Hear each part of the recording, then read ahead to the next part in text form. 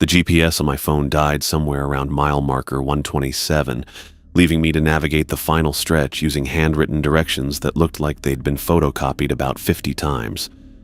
The road twisted through dense forest that pressed close on both sides, branches occasionally scraping my windshield like skeletal fingers testing for weakness. 6 hours of driving through mountain passes had left my shoulders aching and my coffee long cold. When I finally reached the logging camp, it wasn't what I'd expected.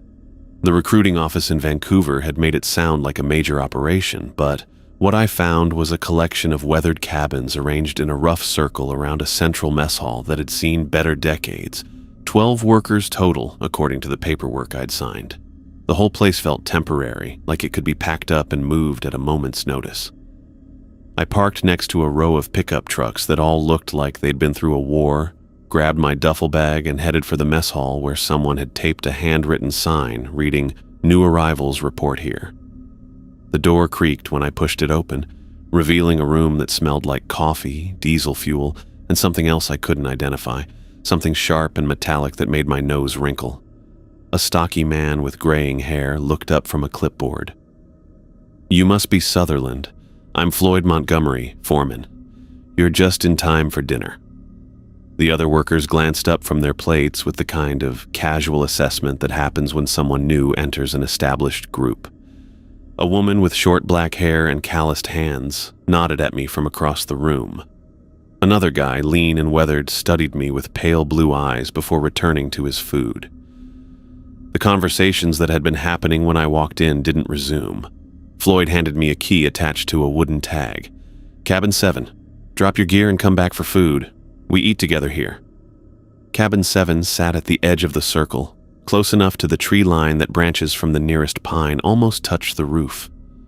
Inside, I found a single room with a narrow bed, a small table, and a wood-burning stove that someone had left ready to light.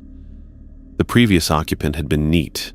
No personal items left behind, bed stripped and remade with military precision. I shoved my duffel under the bed and headed back to the mess hall where Floyd was ladling something that looked like stew into a metal bowl. The woman with black hair patted the bench beside her. "Chelsea Vega," she said, "equipment operator. You're the environmental engineer, right? Avery. And yeah, though I'm starting to think my degree didn't prepare me for this." I gestured toward the window, where the forest pressed against the glass like it was trying to get in. "None of our degrees prepared us for this," said the pale-eyed man. "Freddie Watkins, I handle survey and scouting." A woman with silver-streaked hair and laugh lines around her eyes introduced herself as Winter. 15 years in remote ops. You'll get used to it." The stew was better than it looked, thick with chunks of meat and vegetables that tasted like they'd been simmering all day. I was halfway through the bowl when Floyd cleared his throat.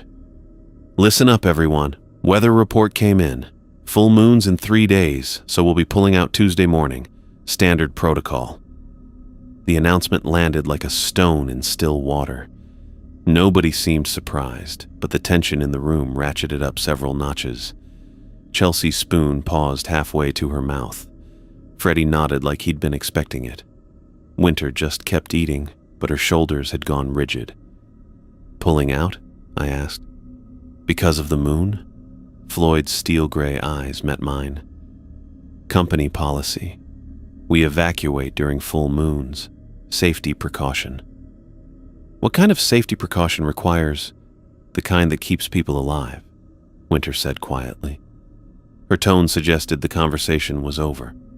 After dinner, I helped clear dishes while trying to process what I'd heard. Evacuating an entire logging operation because of lunar phases sounded like something from a bad horror movie, but nobody had been joking. These were serious people who'd been doing dangerous work for years, and they were genuinely concerned about something. Back in Cabin 7, I unpacked my clothes and set up my laptop, though the Wi-Fi password Floyd had given me didn't seem to work. The isolation was more complete than I'd expected. No cell service, no internet, just the sound of wind through pine branches and the occasional crack of settling wood. I was arranging my notebooks on the small table when my hand hit something wedged between the bed frame and the wall. A book, stuck tight enough that I had to work it loose with my fingers. When it finally came free, I found myself holding a composition notebook with a black and white cover, the kind kids use in school. The edges were worn soft from handling, and someone had written L. Hayes on the front in block letters. The first page was dated 8 months ago, written in cramped handwriting that looked like it had been done in poor light. Day 1. Arrived at camp. Assigned cabin 7. Foreman Montgomery seems competent, but there's something he's not telling new workers. Overheard conversation between 2 veterans about protocols and the Northern Line. Need to pay attention. I flipped through several pages of routine observations, work schedules, equipment notes, personality assessments of other workers. Larry Hayes had been methodical, documenting everything with an engineer's attention to detail. Then I reached a page that made me stop. Day 23.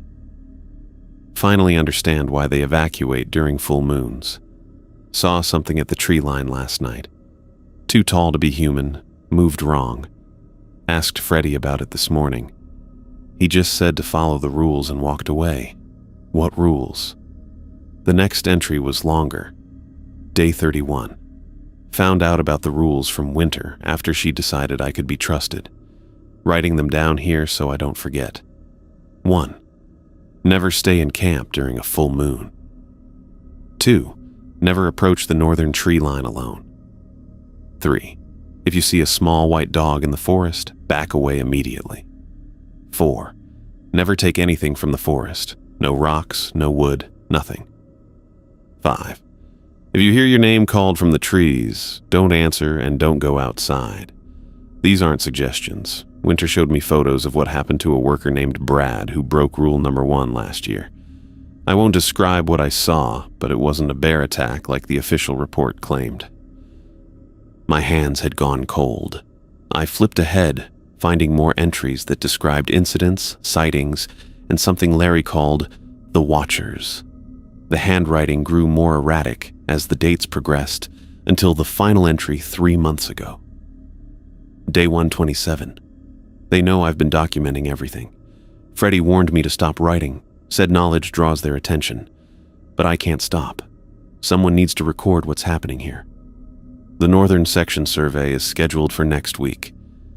Montgomery tried to talk me out of it, but the company wants those timber estimates. I'll be careful. I'll follow the rules. If something happens to me, whoever finds this notebook should know. They're not animals. They're something else. Something that was here long before the trees were cutting down. And they remember everything. The notebook ended there, but someone had tucked a loose piece of paper between the last pages. In different handwriting, someone had written, Larry went missing during the Northern Survey. His body was never found.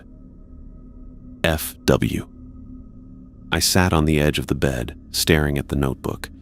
My first instinct was to dismiss it as an elaborate prank designed to scare new workers. Logging camps were notorious for hazing rituals, and this felt like exactly the kind of thing veterans would cook up to mess with someone's head. But I kept thinking about the expressions I'd seen at dinner, the way everyone had reacted to Floyd's evacuation announcement, the genuine tension that had filled the room when he mentioned the full moon. These weren't people playing games. I tucked the notebook into my jacket pocket. If it was a prank, I'd figure that out soon enough. If it wasn't. Around midnight, I was lying in bed listening to the forest settle for the night when I heard something moving outside. Heavy footsteps circled the cabin with deliberate, measured paces. Not the random wandering of a deer or the quick scurrying of smaller animals, but purposeful movement that suggested intelligence. The steps paused directly outside my window. I held my breath, waiting. Something large pressed against the glass. Not hard enough to break it, but with enough pressure that the frame creaked. Through the thin curtains, I could make out a shape that blocked most of the window. Too tall and too broad to be human. Yellow eyes reflected the faint moonlight filtering through the trees. They stared directly at me through the glass, unblinking and patient. I lay perfectly still, afraid to move, afraid to breathe too loudly. The eyes watched me for what felt like hours, but was probably only minutes before they disappeared. The footsteps resumed their circuit around the cabin, slower now, as if whatever was out there was taking its time to examine every detail. They made 3 complete circles before fading into the forest, leaving only the normal sounds of wind and settling wood. I didn't sleep much after that. The next morning, I stumbled into the mess hall looking like I'd been hit by a truck. Chelsea was already there, nursing a cup of coffee that steamed in the cool air. "Rough night?" she asked, glancing up from a technical manual spread across the table. Something was outside my cabin. Big, walking on 2 legs. Had yellow eyes. Chelsea's coffee mug stopped halfway to her lips. She looked around the mess hall, confirming we were alone, then leaned closer. "You found Larry's notebook, didn't you?" The directness of the question caught me off guard. "How did you—" "Because you're asking the right questions and you look like someone who didn't get much sleep." She closed the manual and gave me her full attention. "Freddie saw you reading something last night through your window. He was doing his rounds." "Rounds?" "Someone always does a perimeter check before bed. We take turns. Last night was Freddie's shift." Chelsea's expression was serious now, all traces of casual conversation gone. "What did you think of what you read?" I pulled the notebook from my pocket and set it on the table between us. "I thought it was a prank. Now I'm not so sure." Chelsea nodded slowly. "Keep it close. Read it carefully. And Avery." She waited until I met her eyes. "Don't think you're smarter than Larry was. He was a good man who followed the rules right up until he didn't." Freddie appeared in the doorway as if summoned, his pale eyes taking in the notebook on the table and the serious expressions on our faces. He poured himself coffee and sat down across from us. "She knows," Chelsea said simply. Freddie studied me for a long moment. "How much?" "Enough to be scared," I admitted. "Good. Scared keeps you alive out here." He gestured toward the notebook. Larry was documenting everything, trying to find patterns, make sense of it all. Smart man, but curiosity killed more than just cats. "What happened to him?" "He broke his own rules," Freddie said quietly. "Got too close to the northern tree line during a survey. We found his equipment scattered around a clearing, but no body. Just tracks leading deeper into the forest than anyone should go." Chelsea leaned back in her chair. "The company brought in search and rescue. Official investigation, the whole thing. Final report said he probably fell into a ravine and his body was carried off by scavengers. Case closed." "But you don't believe that." "I believe Larry knew exactly what he was walking into," Freddie said. "And he went anyway because he thought understanding them would keep everyone else safe." The 3 of us sat in silence for a moment, the weight of unspoken knowledge settling over the table like fog. Outside, I could hear the distant sound of chainsaws starting up, the normal business of a logging operation beginning another day. "So what do I do?" I asked. Chelsea and Freddie exchanged a look. "You follow the rules," Freddie said. "All of them. And you hope that's enough." The evacuation ran like a military operation. Floyd stood by the trucks with his clipboard, checking off names as equipment got loaded with practiced efficiency. No casual conversation, no delays, just the steady rhythm of people who'd done this before and knew exactly how much time they had. "Sutherland, you're riding with Winter," Floyd called out, not looking up from his list. "Truck 3. I hefted my duffel bag and climbed into the passenger seat next to Winter, who was adjusting her rearview mirror with the kind of deliberate focus that suggested she was avoiding eye contact. The convoy pulled out in single file, Floyd's truck leading the way down the winding mountain road. 40 miles to the Pine View Motel, Winter said after we'd been driving in silence for 20 minutes.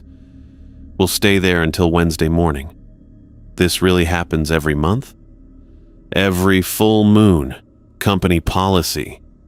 She downshifted as we hit a steep grade. "Been that way since before I started here?" The motel sat at a crossroads where 2 highways met, The kind of place that survived on truckers and travelers who needed somewhere cheap to sleep. Floyd handled check-in while the rest of us stood around the parking lot like refugees, which I supposed we were in a way. "Room 12, Winter said, tossing me a key. "We're sharing. Hope you don't snore." The room had 2 double beds, a TV that probably predated cable, and carpet that had seen better decades. Winter dumped her bag on the bed closest to the window and immediately pulled the curtains shut. "Habit," she said when she caught me watching. "Don't like things looking in, including a worker named Brad who'd been found ripped apart after refusing to leave during a full moon 2 years before." Winter was watching some old movie with the volume turned low, but I could feel her attention shifting to me every few minutes. "You're reading it again," she said during a commercial break.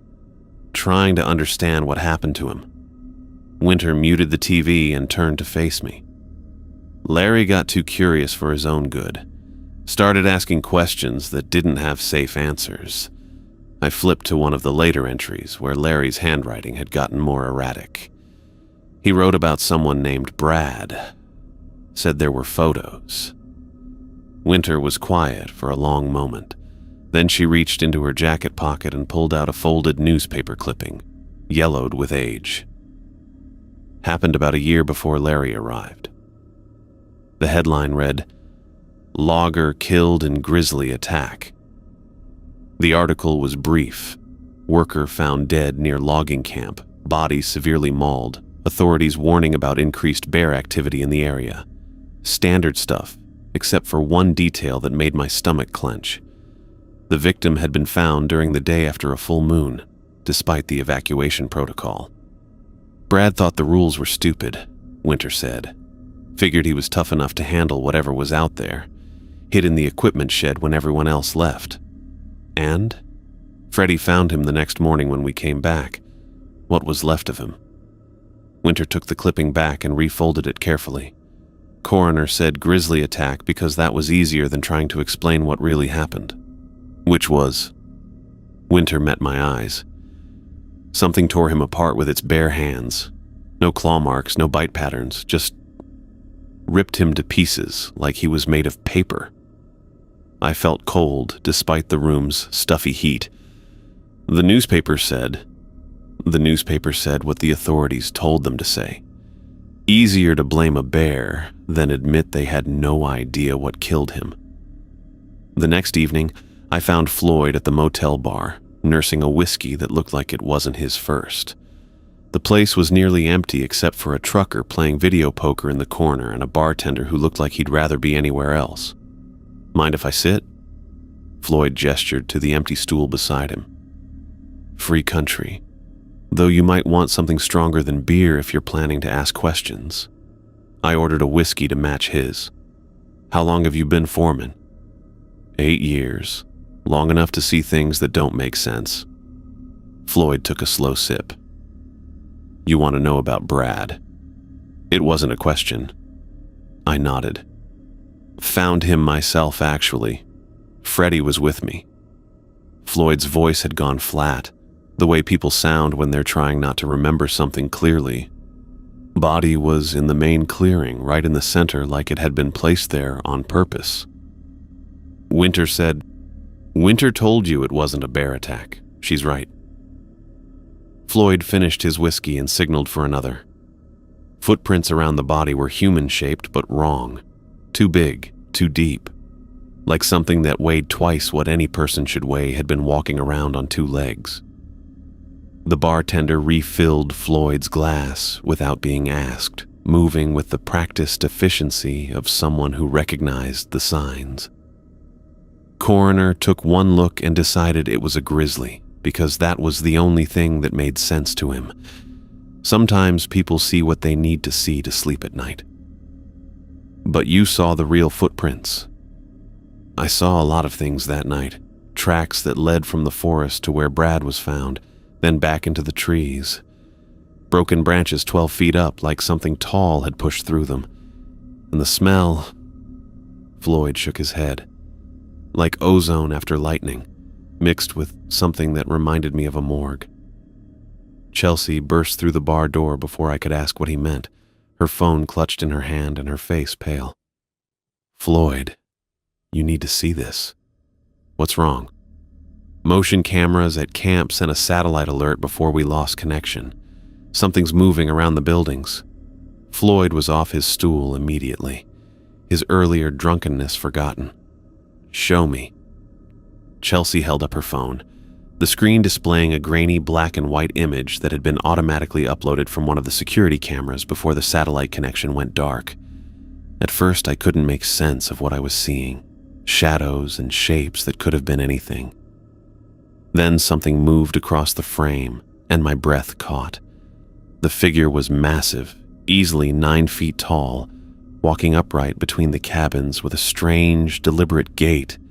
Its arms hung too long at its sides, and its head seemed too small for its body. As it passed directly in front of the camera, it turned to look straight into the lens. The eyes reflected the infrared light like an animal's, but the intelligence behind them was unmistakably aware. It knew it was being watched, and it didn't care. Floyd grabbed the phone from Chelsea's hands and immediately started pulling out the SIM card. "Nobody else sees this. Nobody talks about it." "Floyd, what are you—" He snapped the SIM card in half and dropped the pieces into his whiskey glass. "Some things are better left unknown. Trust me on this." The broken pieces of plastic sank to the bottom of the amber liquid like tiny shipwrecks. Chelsea stared at her ruined phone, then at Floyd, then at me. "We go back to the rooms," Floyd said quietly. "We don't discuss what we just saw. And we sure as hell don't try to get more footage." Walking back across the parking lot, I couldn't shake the image of those eyes staring directly into the camera. Whatever was moving around our empty camp knew exactly what it was doing, and it wanted us to know it was there. In room 12, Winter was pretending to read a magazine, but I could tell she'd been watching through the window. "How bad?" she asked, without looking up. "Bad enough that Floyd destroyed the evidence." Winter nodded like she'd expected as much. "Some knowledge is too dangerous to keep around. Larry never understood that."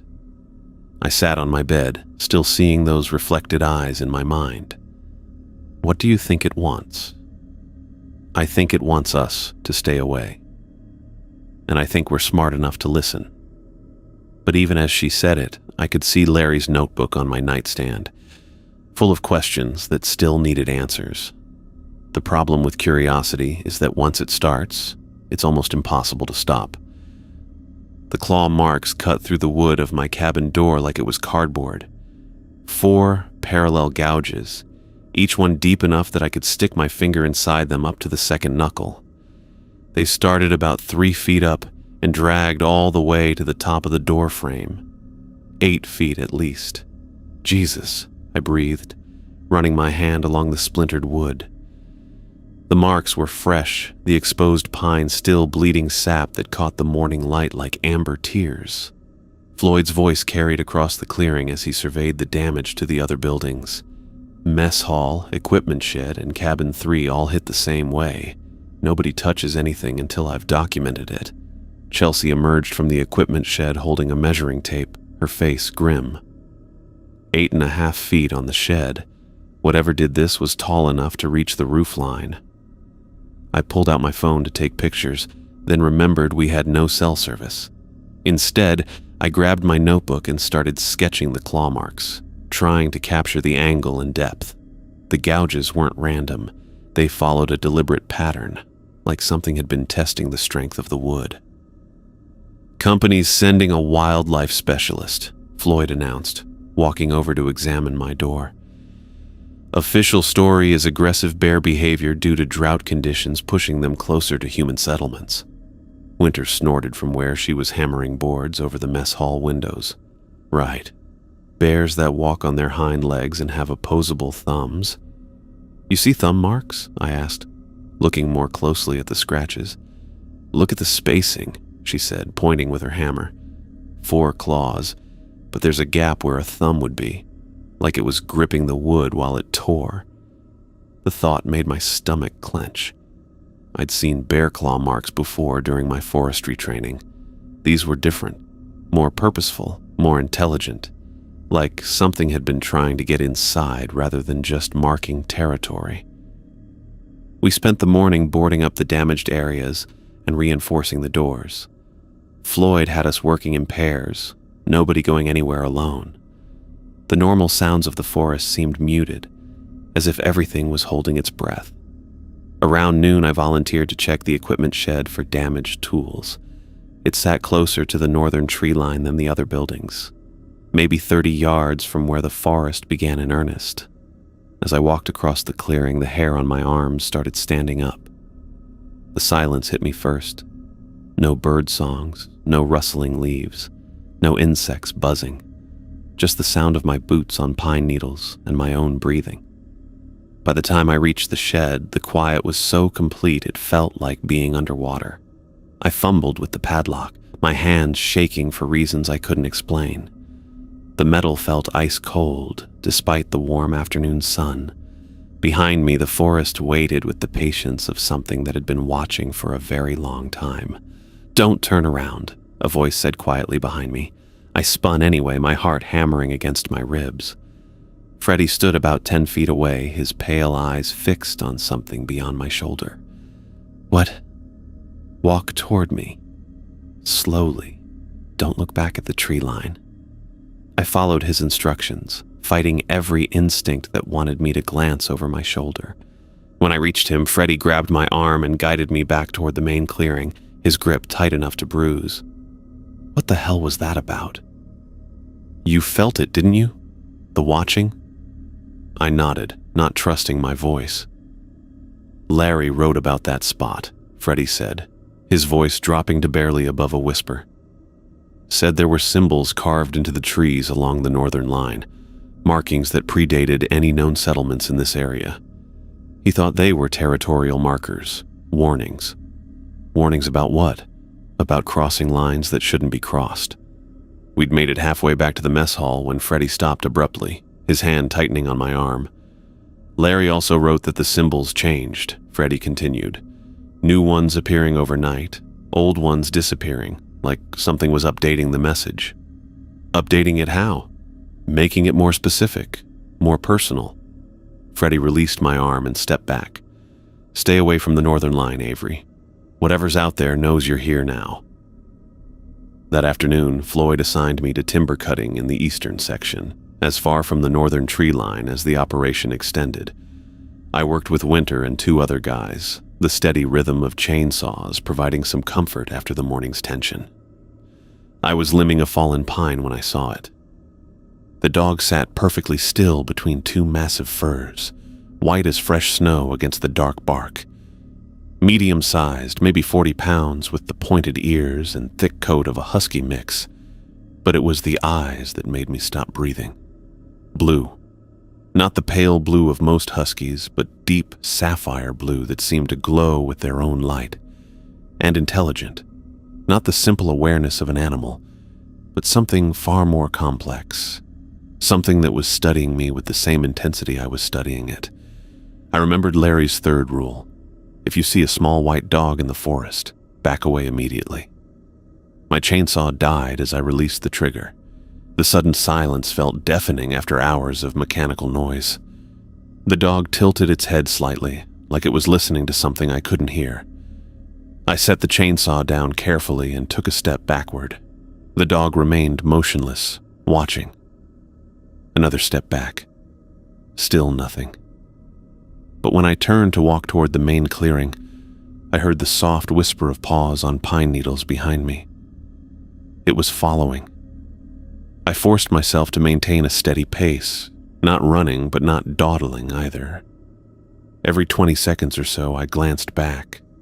The dog maintained exactly the same distance, close enough that I could see the details of its face, far enough that it could disappear into the trees if I made any sudden moves.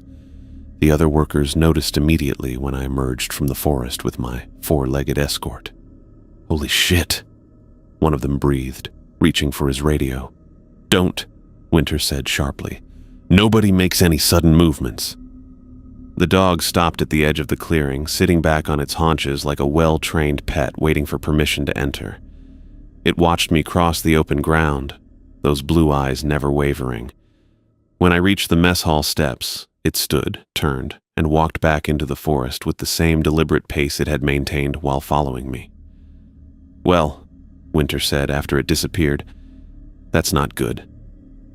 Chelsea found me an hour later, sitting on my cabin steps and staring at the tree line. She settled beside me without saying anything, following my gaze toward the spot where the dog had vanished.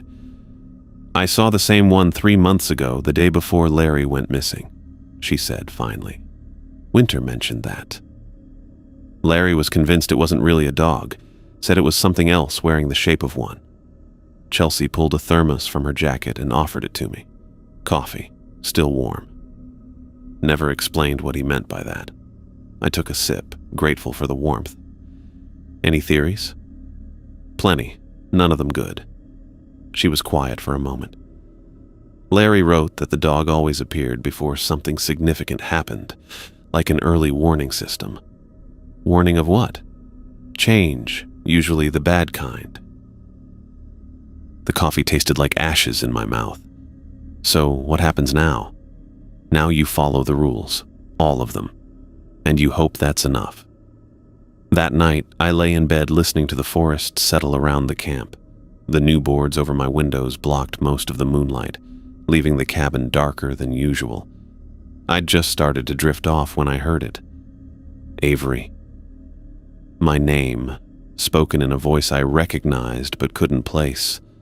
Soft, feminine, carrying the kind of warmth that made you want to respond immediately. "Avery, sweetheart." My mother's voice. Impossible since she'd been dead for 3 years, but unmistakably hers. The same gentle tone she'd used when I was small and afraid of thunderstorms. "Come outside, honey.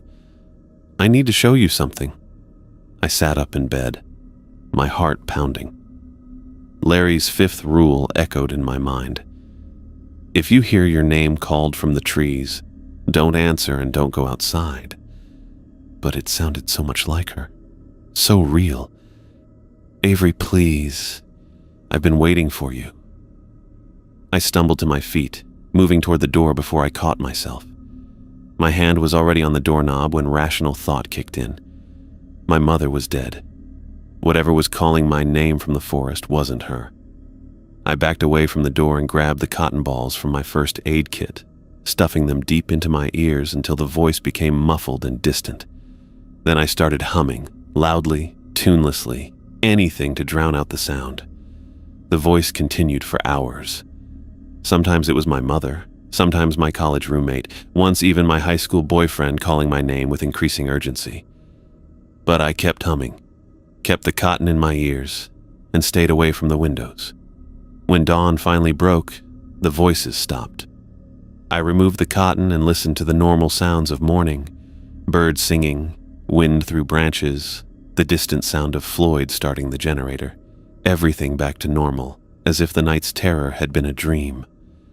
But when I opened my door to head to the mess hall, I found fresh footprints in the dirt. Human-shaped but wrong somehow, too long, too narrow, with spaces between the toes that suggested claws. They circled my cabin 3 times before heading back into the forest, following a path that led directly toward the northern tree line. I stood there staring at the tracks, understanding with perfect clarity that whatever had been calling my name had been close enough to touch my door, close enough to smell my fear through the thin walls, and it would be back. I found Jackson Barnes sitting on the tailgate of his shiny new pickup truck, scrolling through his phone like he expected to find cell service if he just tried hard enough. The guy looked like he'd walked out of an REI catalog. Everything perfectly matched and obviously expensive, from his high-tech hiking boots to the fleece jacket that probably cost more than I made in a week. "You must be the new guy," I said, walking over with my coffee mug. "Avery Sutherland." He glanced up from his phone with the kind of smile that suggested he was already planning to explain how things really worked around here. "Jackson Barnes, Environmental Science, University of Vermont. You're the engineer, right?" "That's me." I gestured toward the mess hall. "Floyd's probably looking for you. We start early here." "Right. The foreman. Jackson pocketed his phone and hopped down from the truck. I read through the company manual on the drive up. Pretty standard operation, though some of the safety protocols seem excessive for basic timber work. Something in his tone made me pause. Which protocols? The evacuation policy, mainly. Shutting down an entire operation because of lunar phases. Seems like someone's been watching too many horror movies. He laughed, but it came out forced. I mean, I get that wildlife activity increases during full moons, but there are more efficient ways to manage that risk. I felt cold coffee settle in my stomach like a stone. Have you talked to any of the other workers about that? Not yet, but I plan to. Sometimes fresh eyes can identify inefficiencies that people miss when they've been doing things the same way for too long. Before I could figure out how to respond to that, Floyd emerged from the mess hall and spotted us. His expression shifted when he saw Jackson, like he was already calculating problems. Barnes, you're late for orientation. Sorry about that. I was just discussing operational efficiency with... Save it for later. Floyd cut him off. Right now, you need to learn how things work here before you start suggesting improvements. I watched Jackson's jaw tighten at the dismissal, but he followed Floyd inside without arguing.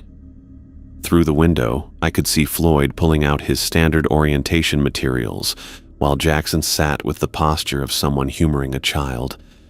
This was going to be a problem. At lunch, Jackson held court at one of the long tables, explaining to anyone who'd listen why the camp's protocols were based on outdated thinking. Most of the veteran workers ignored him, but I could see Chelsea and Winter exchanging looks across the room. The evacuation policy alone probably costs the company thousands in lost productivity, Jackson was saying to a couple of newer guys who seemed genuinely interested. Modern wildlife management techniques could easily address whatever issues they're trying to solve. I set my tray down across from him. What kind of issues do you think they're trying to solve? Increased predator activity during full moons, obviously. It's well documented that large carnivores hunt more aggressively when there's better visibility. He spoke with the confidence of someone who'd read about these things in textbooks. But motion-activated lighting and proper food storage protocols would be far more effective than complete evacuation. Winter snorted from 2 tables over. Motion-activated lighting.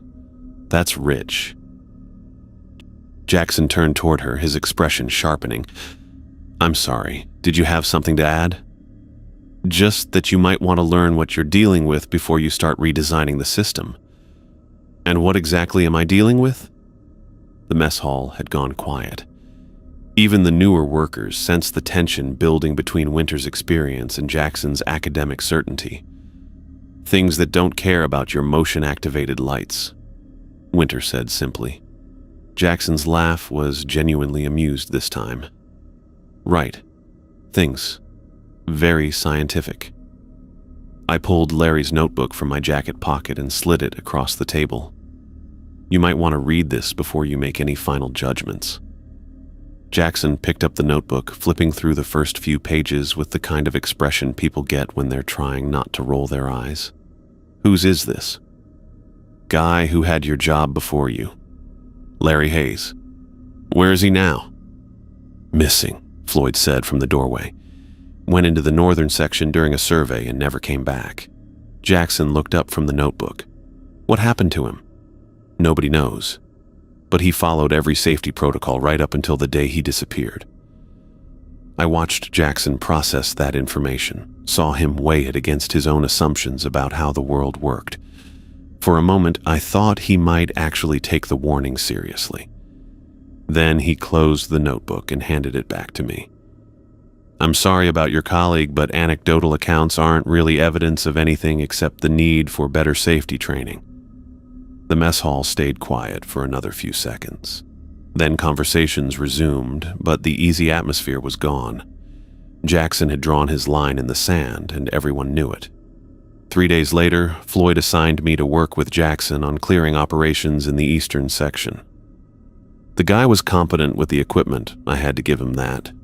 His chainsaw work was clean and efficient, and he understood timber grading better than most people with twice his experience. But he wouldn't shut up about the superstitious nonsense he'd been hearing around camp. "It's actually fascinating from an anthropological perspective," he said during our lunch break, gesturing with half a sandwich. "Isolated communities always develop elaborate folklore to explain natural phenomena they don't understand." I was getting tired of his lectures. "What if it's not folklore?" "Come on, Avery, you're an engineer. You know better than to buy into ghost stories." "I know better than to dismiss evidence without examining it." "What evidence?" "A notebook full of paranoid ramblings and some scratches on a door that could have been made by any large animal." He had a point about the scratches. Without context, they could have been bear damage.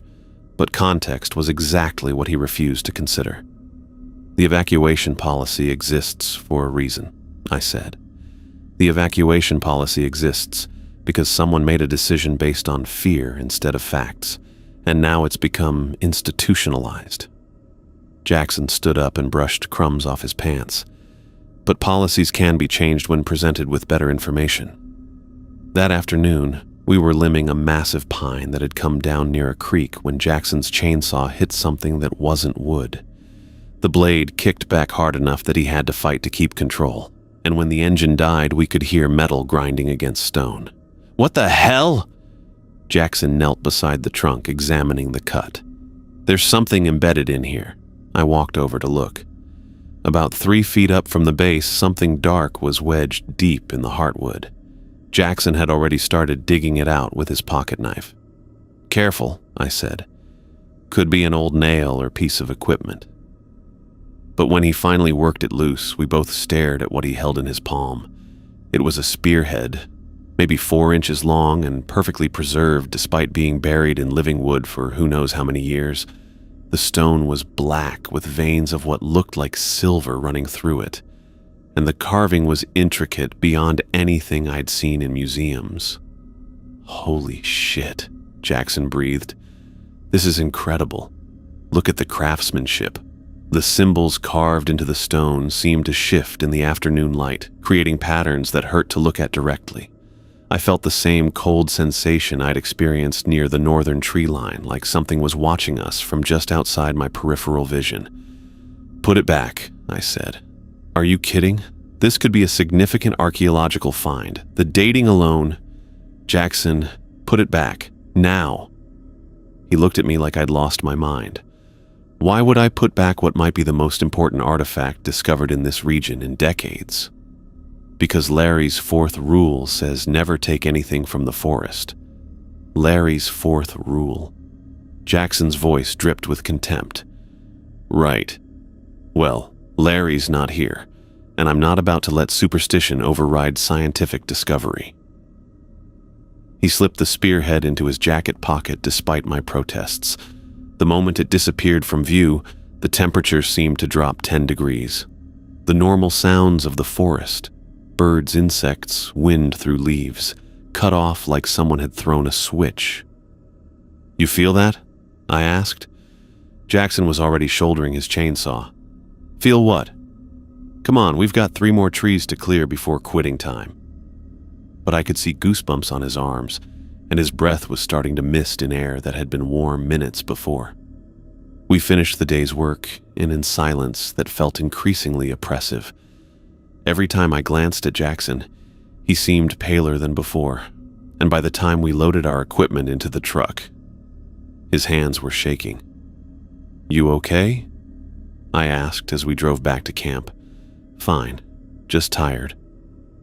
But sweat was beading on his forehead despite the cold that had settled over everything. At dinner, Jackson picked at his food without eating much. His skin had taken on a grayish tinge that made him look like he was coming down with something serious. When Chelsea asked if he was feeling all right, he insisted he was fine, but his voice came out hoarse and strained. "Maybe you should see the camp medic," Floyd suggested. I said I'm fine. Jackson stood up abruptly, swayed on his feet, then steadied himself against the table. "Just need some sleep." He made it halfway to the door before collapsing.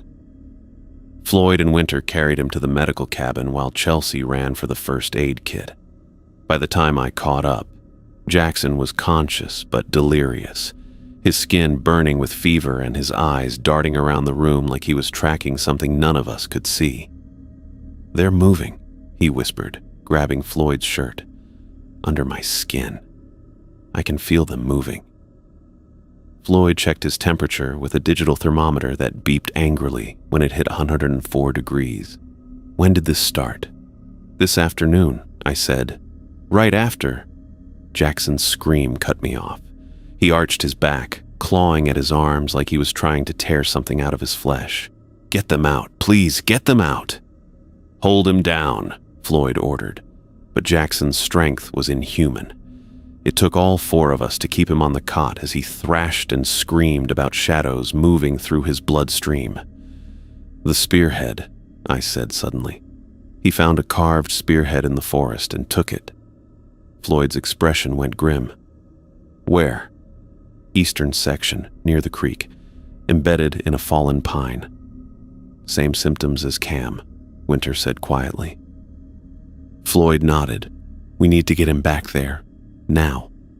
"Back where?" I asked, but Floyd was already lifting Jackson's shoulders. "Help me carry him, and bring a flashlight." The walk back to the fallen pine took 20 minutes in the dark, with Jackson alternating between periods of unconsciousness and violent hallucinations. Twice he tried to bite Winter when she helped support his weight. By the time we reached the tree, his fever had climbed so high that his skin was radiating heat like a furnace. "The artifact," Floyd said. "Where is it?" I searched Jackson's pockets until I found the spearhead, now so cold it burned my fingers through my gloves. The carved symbols seemed to pulse with their own light in the beam of my flashlight. "Put it back where you found it," Floyd ordered. I knelt beside the cut in the trunk and pressed the spearhead into the exposed heartwood. The moment it made contact, Jackson's screaming stopped. His body went limp, and for a terrifying second I thought he was dead. Then he took a shuddering breath, and another, and his eyes fluttered open. "What happened?" he whispered. "You learned why we have rules," Winter said. We helped him back to camp where his fever broke completely within an hour, but the experience had changed him. The academic arrogance was gone, replaced by something that looked like shell shock. He wouldn't talk about what he'd experienced, just sat on his bunk, staring at his hands. "Cam took a similar artifact about 5 years ago," Floyd told me later as we cleaned up the medical cabin. "Same symptoms, same cure. But he never really recovered. Transferred out within a month." "What was it? The spearhead?" "Something that doesn't belong in human hands. Something that remembers being taken." That night I was lying in bed reading when I heard the soft padding of paws outside my cabin. Through a gap in the boards over my window, I could see the white dog sitting in the clearing, perfectly still except for its tail moving in slow, deliberate sweeps. I grabbed my notebook and moved to get a better view. The dog's blue eyes reflected the moonlight as it stared directly at my window like it knew I was watching. Then it stood, turned toward the northern tree line, and sat back down, waiting. Something moved between the trees.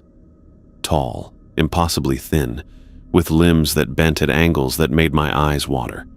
It emerged from the forest with a jerky, puppet-like gait that suggested its joints didn't work the same way human joints did.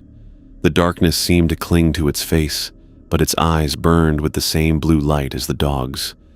The figure stopped at the edge of the clearing and stood motionless, arms hanging at its sides like broken branches. It had to be 9 feet tall at least, maybe 10.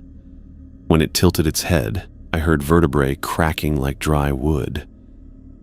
I fumbled for my notebook, trying to sketch what I was seeing, but my hands were shaking too badly to draw anything coherent. The figure remained motionless for what felt like hours, just watching the camp with that patient, inhuman stillness. Around midnight, I heard footsteps on the mess hall porch. Floyd emerged carrying his hunting rifle, though he held it like he knew it wouldn't do any good. The other workers followed, Winter, Chelsea, Freddie, even Jackson moving like a sleepwalker. Nobody spoke. We all just stood there in the moonlight, staring at the thing that stared back at us from the tree line. The white dog remained between us, perfectly calm, like this was exactly what it had expected. The standoff lasted until the first hint of dawn touched the eastern sky. Then the figure took one step backward into the forest, and another, its eyes never leaving us until the trees swallowed it completely. The dog followed, trotting into the darkness with its tail still wagging. "Well," Winter said into the silence, "that was new." Floyd lowered his rifle. "Everyone back inside. Nobody talks about this until morning." But I knew we wouldn't talk about it then either. Some things were too big for words, too dangerous for discussion. We'd just add it to the growing list of experiences that couldn't be explained or shared. As I walked back to my cabin, I felt the weight of Larry's notebook in my pocket. Tomorrow I would add tonight's events to the pages, continuing the documentation that had cost him everything, because someone had to remember. Someone had to keep track of what lived in the spaces between the trees, watching and waiting for the next person to break the rules, even if that knowledge might destroy me too. The convoy was already loaded and ready to roll when Floyd made the announcement that sent ice through my veins. "We're pulling out a day early." Motion sensors picked up multiple heat signatures moving along the northern tree line in coordinated patterns. I was shoving my duffel bag into Winter's truck when she grabbed my arm. "Multiple signatures means they're hunting in groups now. That's never happened before." Chelsea emerged from the equipment shed carrying a hard drive and looking like she'd seen a ghost. Thermal cameras caught 7 distinct figures moving in formation. They know we're here, and they're planning something. The urgency was infectious. Workers moved with the kind of efficiency that comes from genuine fear, loading only essential gear and leaving everything else behind. I was tossing my notebooks into my messenger bag when Larry's composition book fell open to a section I'd somehow missed before. Tucked between the back pages were several loose sheets covered in Larry's increasingly frantic handwriting. The first one was dated just 2 weeks before he disappeared. Found something in the county records office. Another logging operation worked this exact area in 1952. Mackenzie Timber Company. 43 workers. They just vanished one day, all of them. Official report blamed a landslide, but the geological survey found no evidence of any slide. Equipment was left running, food still warm on the tables, like they just walked away from everything. The next page made my hands shake. Talked to an elder from the local band who remembers stories about this place. She said her grandfather's generation made agreements with what she called the Old Ones. Forest spirits that had been here since before the ice. The agreements established boundaries that couldn't be crossed. Modern logging operations don't know about these agreements. We've been breaking sacred laws without realizing it. The final page was barely legible. 6th rule. Most important. Never try to understand what lives here. Knowledge itself draws their attention. The more you learn, the more they notice you. The more they notice you, the more they want to. The sentence ended in a dark smear across the paper, like he'd been interrupted mid-thought. "Avery, we're moving." Floyd's voice cut through my concentration. I stuffed the pages back into the notebook and climbed into Winter's truck. As we pulled away from camp, I couldn't shake the feeling that something was watching us leave from the northern tree line. "You found more of Larry's writing," Winter said, glancing at the notebook in my lap. "He was researching the history of this place. Found records of another logging crew that disappeared in 1952. Winter's knuckles went white on the steering wheel. 43 workers. I know about that. You know about it? My grandmother told me stories. Said this whole area was sacred ground protected by agreements that the white logging companies never bothered to learn about. Winter downshifted as we hit a steep grade. She also said the forest remembers everything. Every tree cut, every boundary crossed, every promise broken. The convoy wound down the mountain road in single file, Floyd's truck leading the way with its emergency flashers blinking like a heartbeat. Through the rear window, I could see Chelsea's truck following us, and behind that, the rest of the crew stretched out in a line of headlights. "Winter," I said carefully, "have you been documenting what's been happening here?" She was quiet for so long, I thought she wasn't going to answer. Then she reached into her jacket pocket and pulled out a small digital recorder. "Been collecting audio for 3 years. Started as a way to document safety violations for the union. But then I started picking up other things." "What kind of other things?" Winter hit play.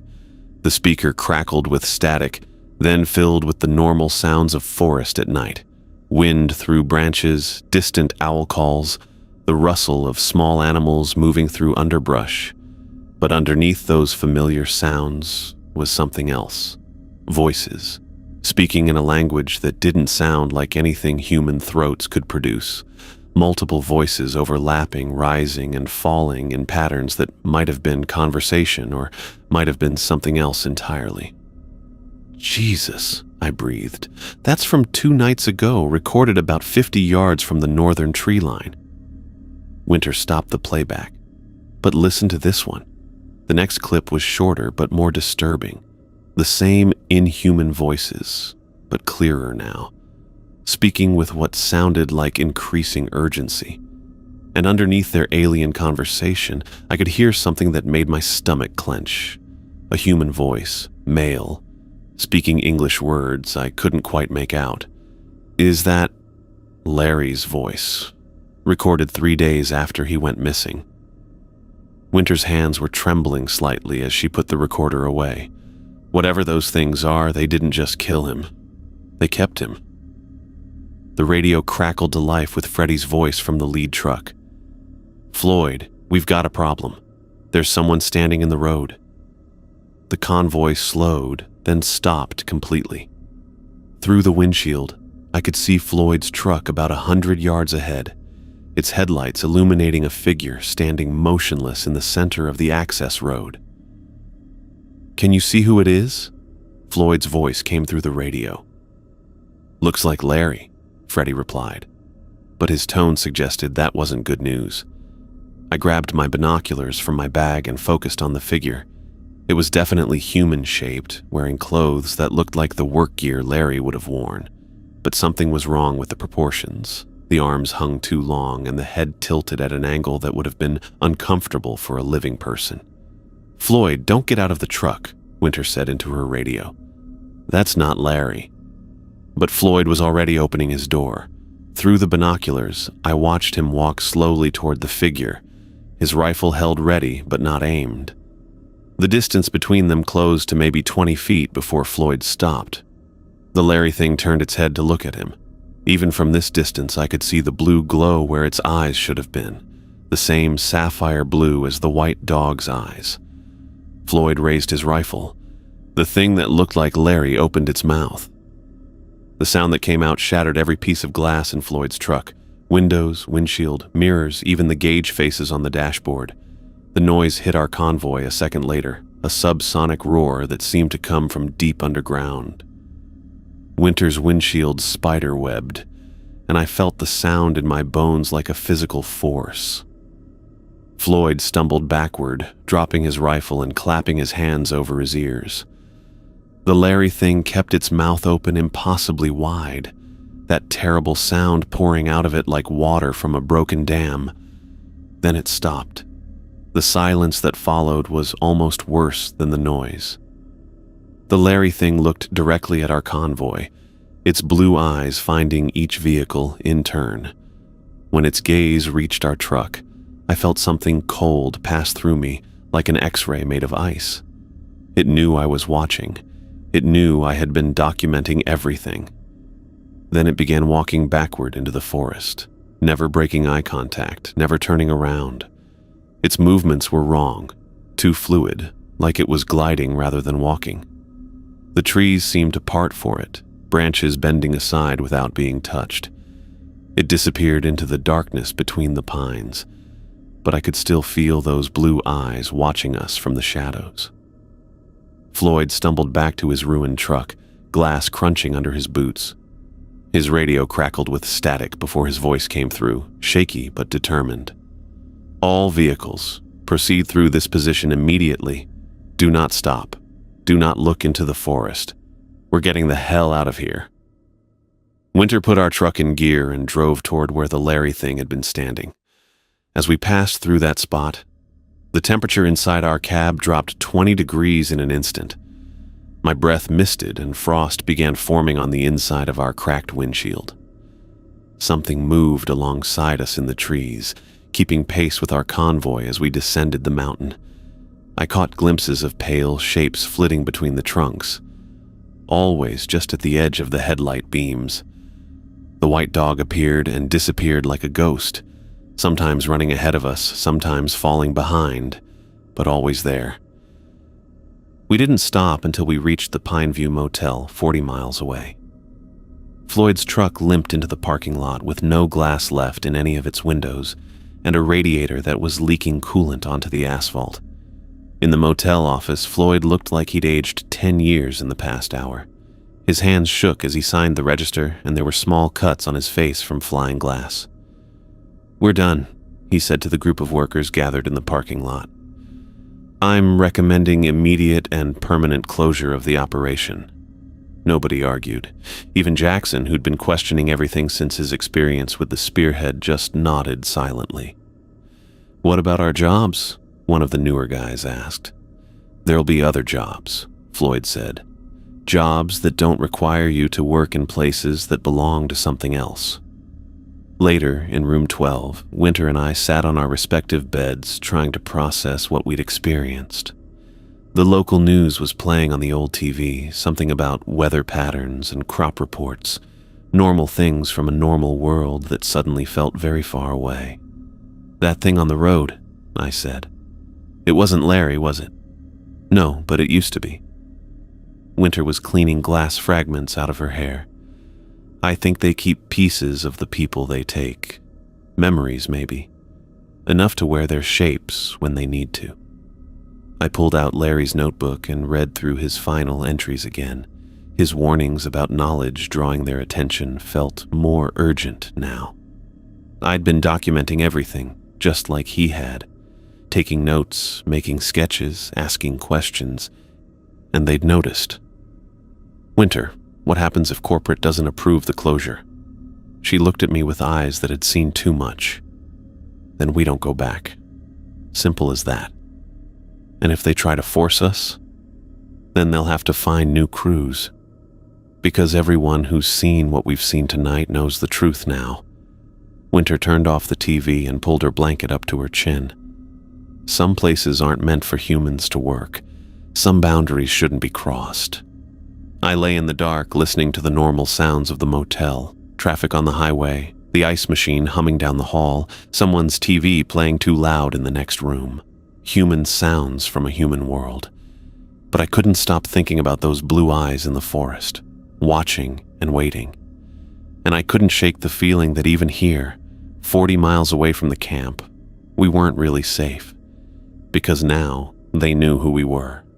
They'd seen our faces, learned our scents, heard our voices, and according to Larry's notebook, they never forgot anything. I stared at the map spread across Chelsea's motel bed, my coffee growing cold as I traced the pattern of red dots with my finger. Each mark represented an incident, deaths, disappearances, sightings that couldn't be explained away. The clustering was unmistakable. 47 documented cases over the past 15 years, Chelsea said, pointing to the northern section. All within a 5-mile radius of this area. Winter leaned over my shoulder, her finger tapping a section where the red dots formed an almost perfect circle. And look at this, satellite imagery from last month. She pulled out a manila folder containing aerial photographs that made my stomach drop. The forest canopy showed several perfectly circular clearings arranged in a geometric pattern that definitely wasn't natural. Each clearing was maybe 30 feet across, connected by what looked like paths that formed a larger design. Jesus, I breathed. How long have these been here? That's the thing, Chelsea said. These photos are from different dates over the past 3 years. The pattern's been growing, expanding outward from a central point. I studied the images more closely. The clearings weren't random. They formed a complex symbol that hurt to look at directly, like the carvings on the spearhead Jackson had found. Have you shown this to Floyd? Floyd knows. He's the one who requested the satellite surveys. Winter sat on the edge of the bed. Corporate kept denying the requests until he started filing incident reports that mentioned unexplained wildlife behavior patterns. So what do you think it is? Chelsea and Winter exchanged a look that suggested they'd already discussed this extensively. We think it's a territory marker, Chelsea said finally. Something that's been claiming this area piece by piece, establishing boundaries that we've been crossing without permission. The elder I talked to called them the Old Ones, Winter added. Said they've been here since before the Ice Age, just waiting for the forest to grow back after the glaciers retreated. I flipped through more photographs, noting how the clearings seemed to follow the natural contours of the land while maintaining their geometric precision. And we've been cutting trees right through the middle of their... what? Sacred ground? Territory? Hunting ground? Home? Winter shrugged. Does it matter what we call it?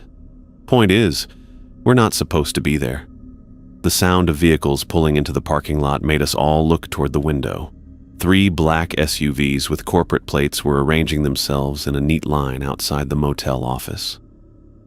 Well, Chelsea said, gathering up the photographs. Looks like we're about to find out if corporate takes this seriously.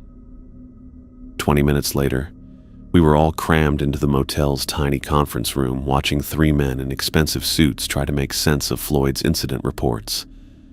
The lead guy, Henderson, according to his business card, kept shaking his head like he was trying to wake up from a bad dream.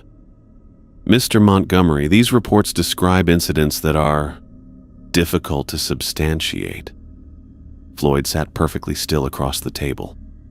Every incident is documented with witness statements, photographic evidence where possible, and detailed timelines. Photographic evidence of what exactly? Henderson pulled out a tablet and scrolled through digital copies of the reports. Scratches on buildings that could have been made by any large animal, footprints that could belong to local wildlife, audio recordings of, what did you call them? Unidentified vocalizations? Play the recordings, Floyd said quietly.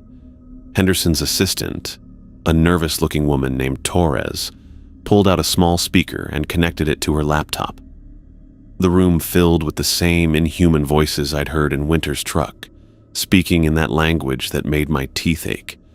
The 3 corporate representatives listened with expressions that shifted from skepticism to confusion to something approaching fear. When the recording reached the part where Larry's voice could be heard underneath the alien conversation, Henderson held up his hand. Stop. What is that supposed to be? That's Larry Hayes, recorded 3 days after he went missing, Floyd said. The man whose disappearance prompted my closure recommendation. Mr. Hayes was declared dead after an extensive search and rescue operation. These recordings don't prove anything except that someone has an active imagination and access to audio editing software. I watched Floyd's jaw tighten. Mr. Henderson, with respect, you weren't there. You didn't see... I didn't see anything because there's nothing to see except a remote logging operation with a higher than average accident rate and a crew that's developed an unhealthy fixation on local folklore. Henderson closed his tablet with the kind of finality that suggested the meeting was over. The operation will resume Monday morning with additional safety protocols and a fresh crew rotation. Anyone who doesn't feel comfortable returning to work is free to request a transfer. That's when the temperature in the room dropped 20 degrees. Our breath started misting in the suddenly frigid air. Henderson's tablet screen flickered and went dark. Torres's laptop emitted a high-pitched whine before shutting down completely. Through the conference room window, I could see something moving in the parking lot. The white dog sat perfectly centered between the 3 corporate SUVs, its blue eyes reflecting the afternoon sunlight like mirrors. It wasn't alone. 3 tall figures emerged from behind the vehicles, moving with that same jerky, puppet-like gait I'd seen at the tree line. In broad daylight, they were even more disturbing. Too thin, too tall, with limbs that bent at angles that made my eyes water. Their faces were shadows that the sunlight couldn't penetrate, but their eyes burned with the same sapphire fire as the dog's. Henderson stood up abruptly, his chair scraping against the floor. "What the hell?" The figures stopped moving. All 3 turned to look directly at the conference room window, their heads tilting in perfect unison like they were listening to something we couldn't hear. Torres tried to restart her laptop, but instead of booting up normally, the speakers began emitting the same alien language we'd heard in the recordings. The sound filled the small room, seeming to come from everywhere at once. "Turn it off," Henderson said, his voice cracking. "I can't," Torres whispered. "It's not responding to anything." The corporate phones started ringing in sequence. Henderson's first, then Torres's, then the third man's. But when they answered, instead of dial tones or human voices, the same inhuman speech poured from the speakers. The language that predated human civilization, speaking words that our minds weren't designed to process. Outside, the 3 figures remained motionless, watching us with patient, alien intelligence. The white dog began walking in a slow circle around the SUVs, its tail wagging like this was all a game. "How long do we wait?" Chelsea whispered. Floyd checked his watch. "However long they want us to wait." 1 hour. That's how long the entities stood in the parking lot while we remained frozen in the conference room, afraid to move, afraid to speak above a whisper. The phones continued their alien chatter. The laptops and tablets stayed dark. The temperature remained cold enough that we could see our breath. Then, as suddenly as they'd appeared, the figures stepped backward and faded into the bright afternoon air like heat mirages. The white dog trotted after them, disappearing last with one final look at our window. The electronics came back online immediately. The temperature returned to normal. The only evidence of what had happened was the smell of ozone hanging in the air and patches of frost on the windows despite the warm weather outside. Henderson sat down heavily, his face pale and his hands shaking. What was that?" "That," Floyd said calmly, "was why we evacuate during full moons." Torres was frantically checking her laptop, scrolling through files that showed no trace of the alien audio that had been pouring from its speakers minutes before. "The recordings are gone. Everything we captured today is just gone." "Good," Winter said. "Some things aren't meant to be documented." Henderson looked around the room like he was seeing it for the first time. "The operation is closed, effective immediately. Permanent closure." "Smart choice," Floyd said. "Severance packages will be generous. Full benefits continuation. And there will be non-disclosure agreements." Henderson's voice was steadier now, but I could see sweat stains under his arms. "Very comprehensive non-disclosure agreements." 3 hours later, I was sitting in my truck in the motel parking lot with a check for 6 months' salary and a legal document that basically said I'd never speak of anything that had happened in the forest. I signed without reading the fine print. Some secrets were worth keeping. Winter knocked on my passenger window and I rolled it down. "You heading back to Minnesota?" "Eventually. Might take the scenic route." I gestured toward Larry's notebook on my dashboard. "Need some time to process all this." "Burn it," she said quietly. "When you're ready, burn that notebook and everything in it. Knowledge like that doesn't belong in the world." "What about the truth? Doesn't someone need to remember?" Winter smiled, but it didn't reach her eyes. "The forest remembers. That's enough."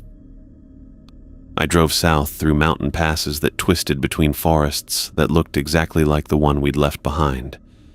Every stand of pines made me check my rearview mirror. Every shadow between the trees made me press harder on the accelerator, but I kept the notebook. even knowing the danger, even understanding that some knowledge was too dangerous to possess. I couldn't bring myself to destroy Larry's final record. Someone had to remember what had happened to him, what had happened to all of us. 6 months later, I was working a desk job in Minneapolis when the package arrived.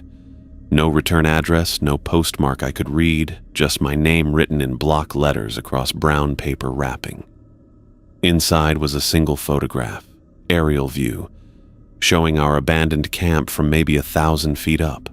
The buildings were already being swallowed by new growth, vines and saplings, reclaiming the cleared ground with impossible speed. But it was the center of the main clearing that made my hands shake. Dozens of small white dogs sat in a perfect circle, all of them looking directly up at the camera. Their blue eyes reflected the sunlight like stars, and even in the photograph, I could feel them watching me. I burned the photo that night, along with Larry's notebook and every note I'd taken during my time in the forest. I watched the flames consume the evidence, the documentation, the proof that some places belong to things older and more dangerous than human understanding. The ashes scattered in the wind, carrying our secrets back to the darkness where they belonged. But sometimes, late at night when the city is quiet, I still hear that alien language in my dreams. And I know that somewhere in the forests of British Columbia, the old ones are still watching, still waiting, still remembering everyone who dared to cross their boundaries. They never forget anything. And they know exactly where to find me.